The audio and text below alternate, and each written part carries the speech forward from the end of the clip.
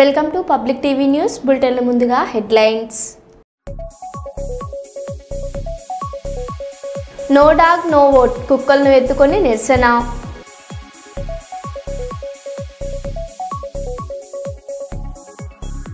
హైదరాబాద్లో సర్దార్ సార్వాయి పాపన్న గౌడ్ విగ్రహ ప్రతిష్టాపనకు భూమి పూజ చేయనున్న ముఖ్యమంత్రి రేవంత్ రెడ్డి.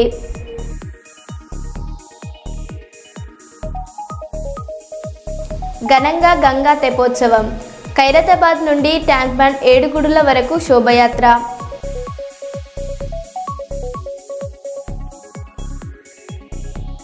తెలుగు రాష్ట్రాల్లో దంచి కొడుతున్న వర్షాలు.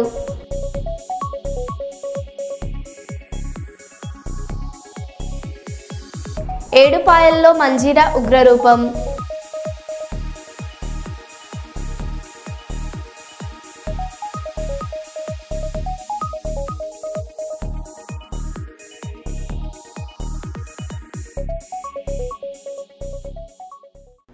ఇక వివరాల్లోకి వెళ్తే రాహుల్ గాంధీ ఇదెక్కడి దిక్కుమాలిన ఆలోచన, మీరు గెలిస్తేనేమో ఎలక్షన్ కమిషన్ పనిచేసినట్లు, గెలవకపోతేనేమో పనిచేయనట్ట, రాజకీయం అధికారం కోసం దేశ భద్రతనే పనంగా పెడతానంటే మంచి పద్ధతి కాదు అని బీజేపీ ఎంపీ ఈటెల రాజేందర్ అన్నారు.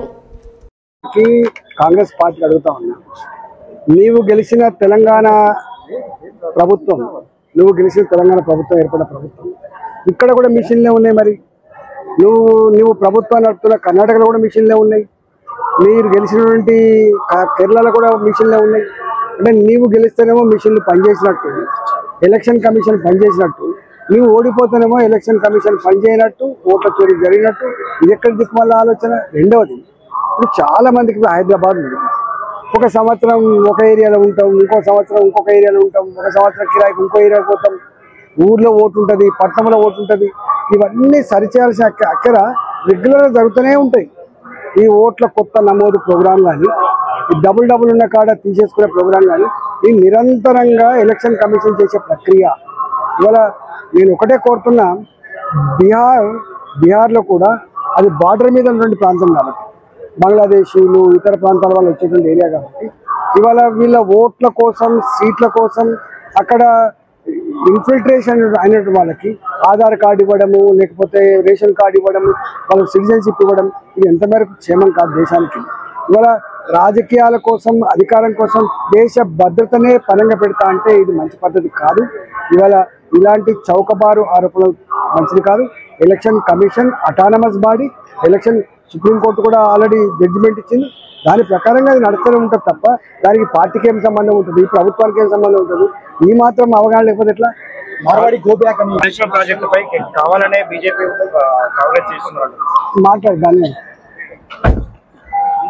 సినీ కార్మికుల సమ్మెపై చిరంజీవిని కలిసి చర్చించిన నిర్మాత సి కళ్యాణ్.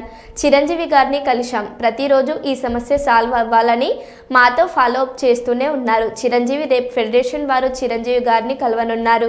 నిర్మాతలు కూడా చాలా ఇబ్బందుల్లో ఉన్నారు, చిన్న నిర్మాతలు బాగా సఫర్ అవుతున్నారు.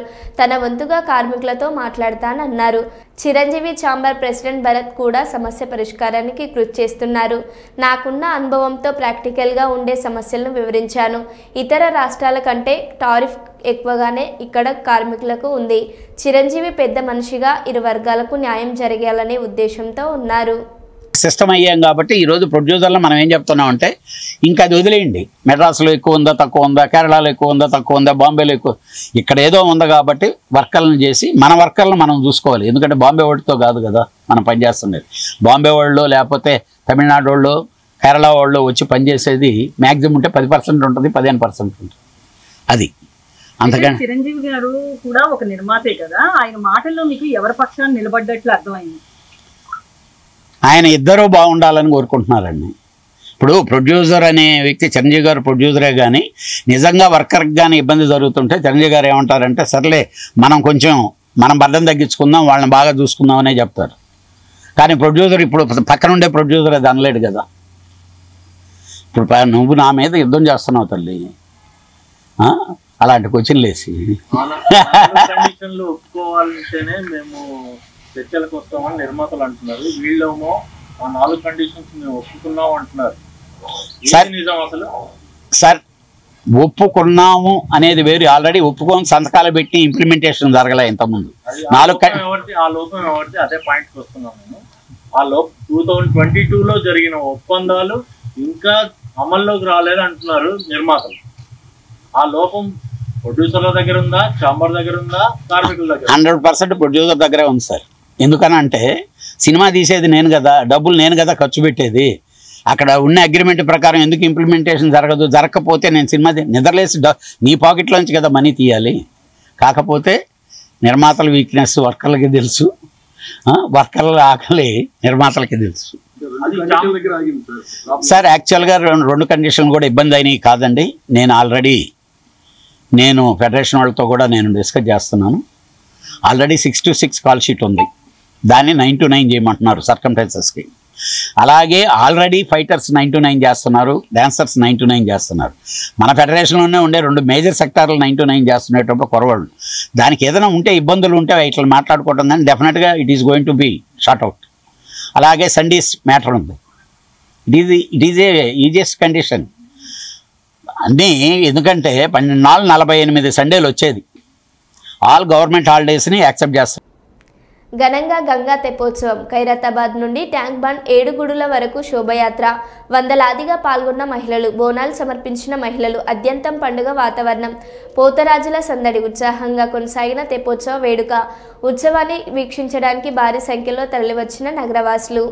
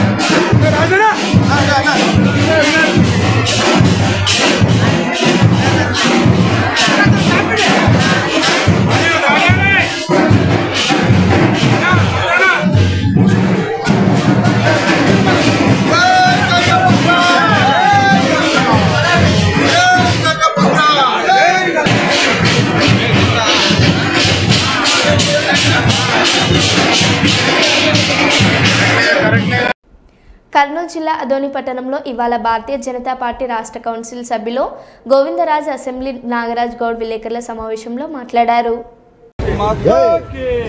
పరిరక్షించాలి పరిరక్షించాలి రాజరాజేశ్వరి దేవాలయ భూములను, భూములను రాజరాజేశ్వరి అమ్మవారి ఆకస్మిక మృతిపై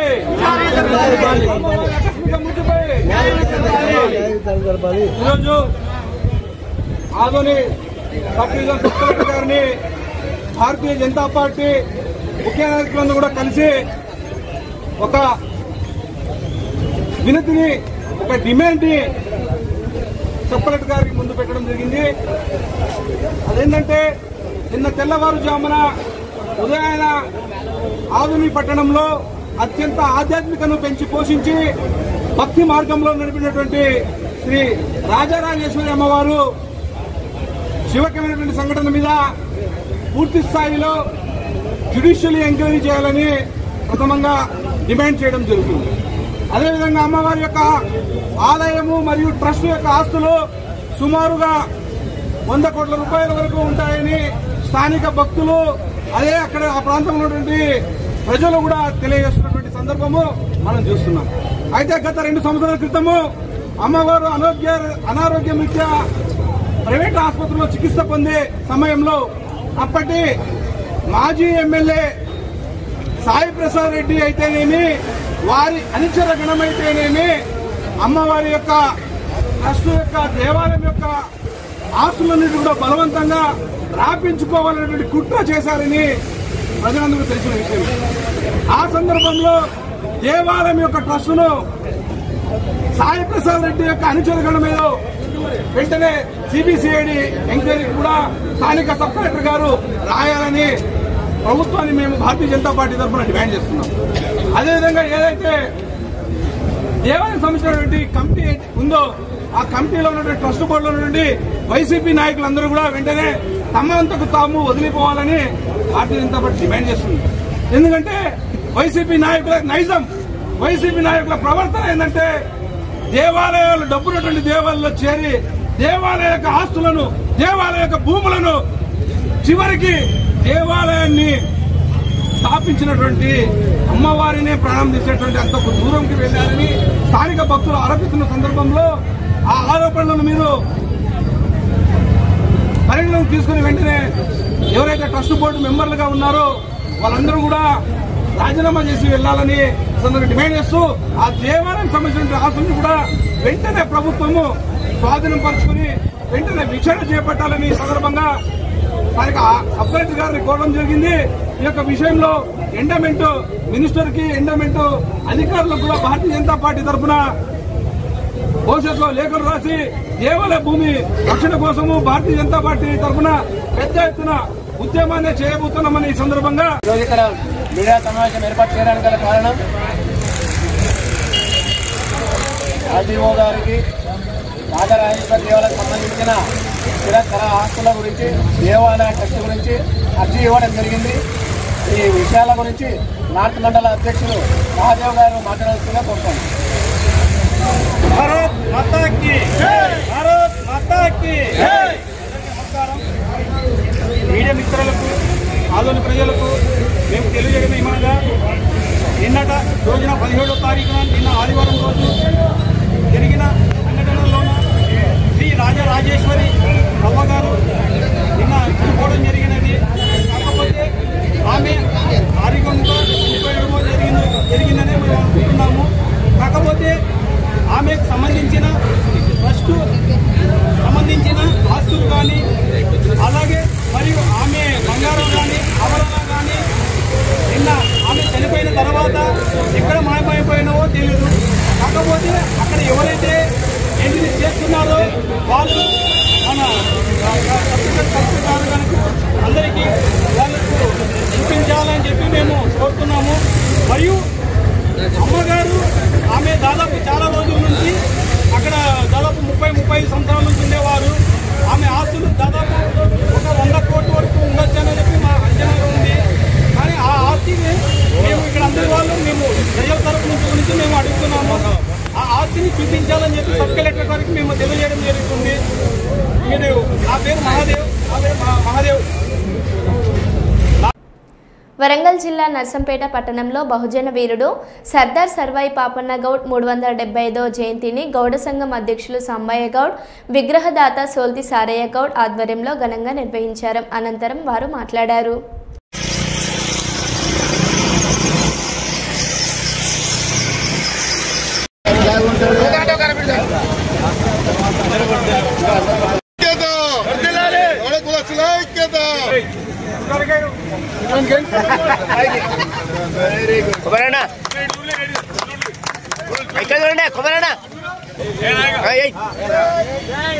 అరే మధ్యలో రాకుండా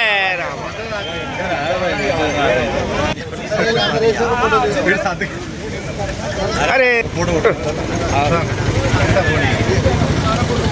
మీరు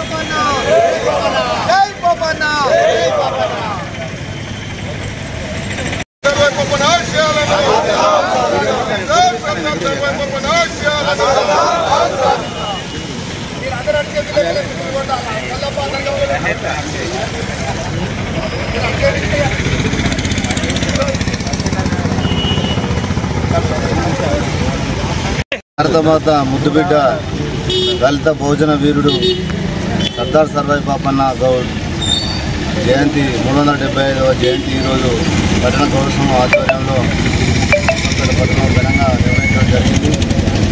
375 సంవత్సరాల క్రితమే ఒక సైన్యాన్ని ఏర్పాటు చేసుకొని గోల్కొండ ఇలా అప్పుడు వెళ్ళిన చక్రవర్తి సర్దార్ సర్వాయి పాపన్న మామూలు గీత కార్మికుడిగా ప్రారంభించి ఒక రాజ్యాధికారాన్ని సృష్టించిన తొలి భోజన గౌడ ముద్దుబిడ్డ సర్వాయి పాపన్న మనకు అందించిన ఒక రాజ్యాధికారాన్ని మనం అందరం ఐక్యంగా ఉండి రాజ్యాధికారం కోసం కొట్లాడాలని ఐక్యబద్ధంగా పనిచేసి ముందుకు పోవాలని కోరుతూ ఈరోజు మన ఈ కార్యక్రమానికి వచ్చేసిన గీత కార్మికులకు వ్యాపార సోదరులకు రాజకీయ నాయకులు అందరికీ మా గౌడ బిడ్డలకు అందరికీ నా హృదయపూర్వకంగా నమస్కారం తెలియజేస్తూ ఈ అవకాశం కల్పించినందుకు ధన్యవాదాలు తెలియజేస్తున్నాను.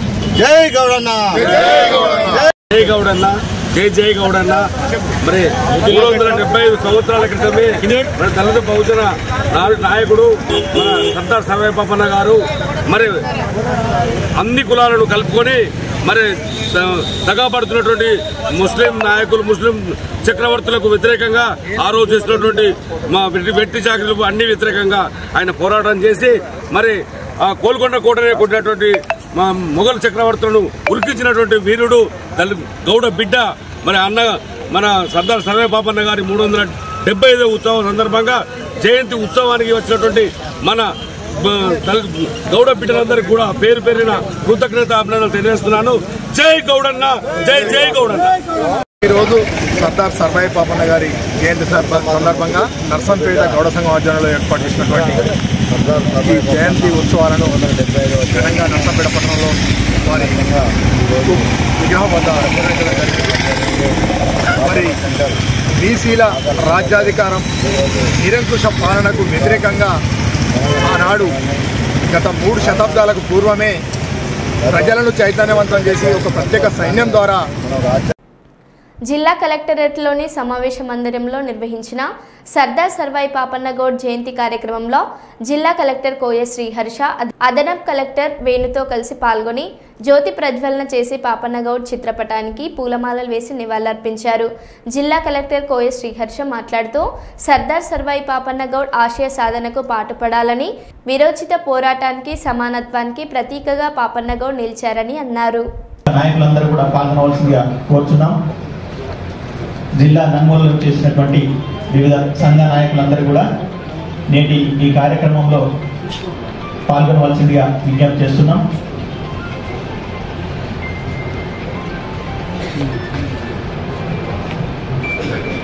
జ్యోతి ప్రజ్వలన అనంతరం చిత్రపటానికి శ్రీ సర్దార్ సర్వాయి పాపన్న గారి చిత్రపటానికి పూలమాల సమర్పించవలసిందిగా గౌరవ జిల్లా కలెక్టర్ గారిని కోరుతున్నాం. ఆ తర్వాత గౌరవ జిల్లా అదనపు కలెక్టర్ గారు కూడా పూలమాల సమర్పించవలసిందిగా కోరుతున్నాం.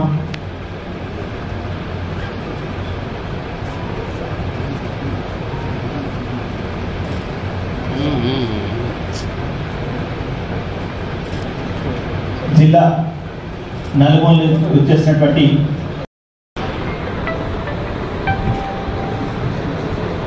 సర్దార్ సర్వాయి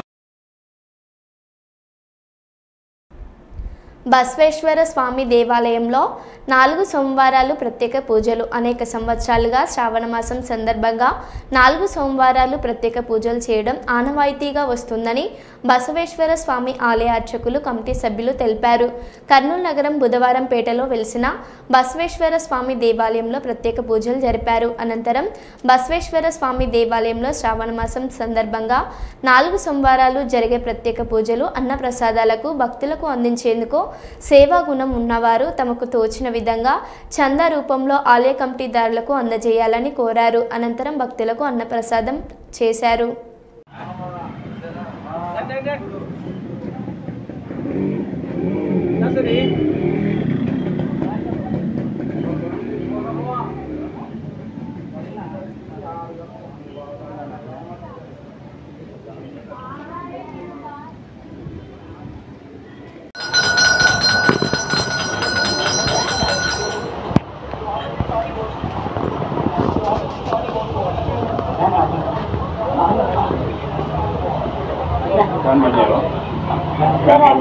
ఆఫ్ ఉందిలేండి, ఫ్యాన్ ఆఫ్ ఉంది.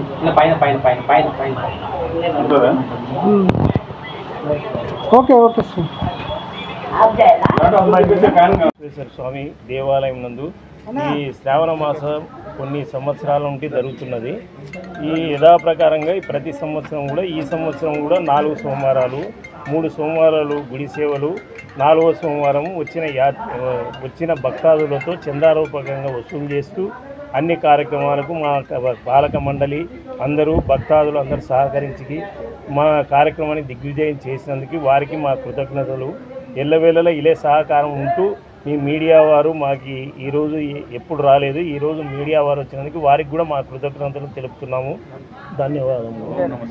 ఎస్ నాగరాజు, సగరం నాగరాజు అధ్యక్షుడు.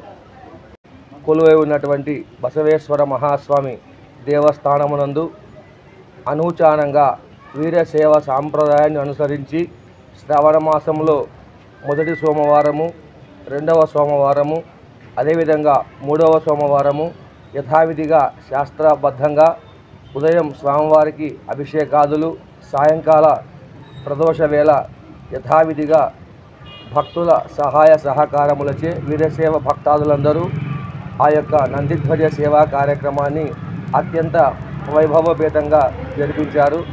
అందులో భాగంగానే పురస్కరించుకొని చివరవారమైనటువంటి 4వ సోమవారం పెద్ద సేవా కార్యక్రమంలో భాగంగా ఉదయం ప్రాతకాలమున స్వామివారికి సుప్రభాత సేవ, అనంతరం మహాగణపతి పూజ, మూలవిరాట్ నందీశ్వర స్వామికి యథావిధిగా రుద్రాభిషేకము, పంచామృతములతో సుగంధ జలములతో విశేషమైనటువంటి అభిషేక కార్యక్రమము భక్తుల సందోహం మధ్య వీరసేవ సాంప్రదాయాన్ని అనుచారంగా నిర్మించడం జరిగింది.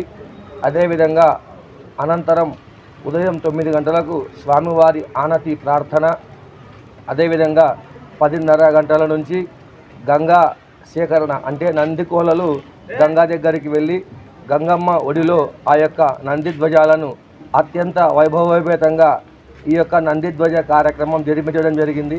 ఇందులో భాగంగా వీరభద్ర సేవ మరియు ఖడ్గములు ఇటువంటి కార్యక్రమాలన్నీ జరిగాయి. అనంతరం స్వామివారికి హారతి, మహానివేదన, వచ్చినటువంటి సద్భక్తులందరికీ కూడా మహాప్రసాద వితరణ జరిపించడం జరిగింది. సాయంకాలం కూడా 7 గంటల ప్రాంతంలో మహామంగళ హారతి, పురవీధుల గుండా నందికోల సేవ కార్యక్రమం జరుగుతుంది. కార్యక్రమంలో భాగంగా ఆలయ ధర్మకర్తల మండలి ముఖ్యంగా గౌడు కోటేశ్వరప్ప గారు, ఆలంపల్లె వీరన్న గారు, భాస్కర్ గారు, సగరం నాగరాజు, నాగమల్లికార్జునయ్య గారు, నరసప్ప గారు, శంకరయ్య గారు, గుడిగింట గోపినాథ్ గారు, అదేవిధంగా యూతు శివ గారు, సుధీరు, అదేవిధంగా శివకుమారు, శ్రీనివాసులు, యథావిధంగా శెట్టి వీరశేఖరప్ప గారు, ఇంకా ఈ కార్యక్రమానికి విచ్చేసినట్టు సమస్త భక్తాదులందరూ కూడా ఈ కార్యక్రమంలో పాల్గొని స్వామివారి దివ్య ఆశీస్సులు పొంది ఇదే విధంగా కార్యక్రమానికి ముందు జరిపించి స్వామివారి అనుగ్రహాన్ని పొందాలని కోరుతున్నాం. ఓం నమ శివాయ. నమ పార్వతీపదే హర హర మహాదేవ. జై బోలో బసవేశ్వర స్వామికి, భద్రకాళి సమేత వీరభద్రేశ్వర స్వామికి. ఆలయ అర్చకులు ఎం యాగంటయ్య స్వామి గారు, వారి సుపుత్రుడైనటువంటి మఠం సోమశేఖర శాస్త్రి. ఓం నమ శివాయ. భూపాలపల్లి మంజూర్ నగర్ నందు వేంచేసి ఉన్న శ్రీ వెంకటేశ్వర స్వామి దేవాలయం నందు రెండవ రోజు విశ్వకసేన ఆరాధన మహాసంకల్ప వృద్ధితో మొదలైన శ్రీ వెంకటేశ్వర స్వామి పవిత్రోత్సవ కార్యక్రమం. ఇట్టి కార్యక్రమంలో ఆలయ ధర్మకర్త శ్రీమతి శ్రీ గండ్రజ్యోతి వెంకటరమణారెడ్డి ప్రత్యేక పూజా కార్యక్రమంలో పాల్గొన్నారు.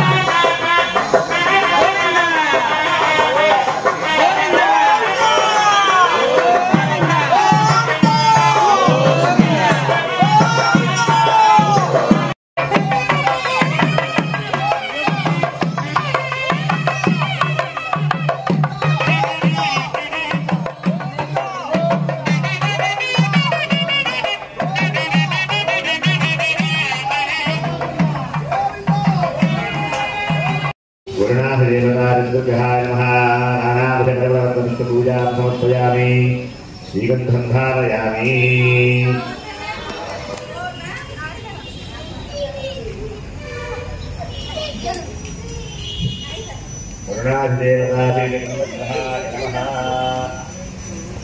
श्रीगन्धमाले ओम रागराय विद्महे वरुषीशाय धीमहि तन्नो ఉండడం వలనే మనకి అగ్నిహోత్రుడు చక్కగా మన యందు ప్రసన్నుడై అత్యంత సన్నిహితంగా ఎంత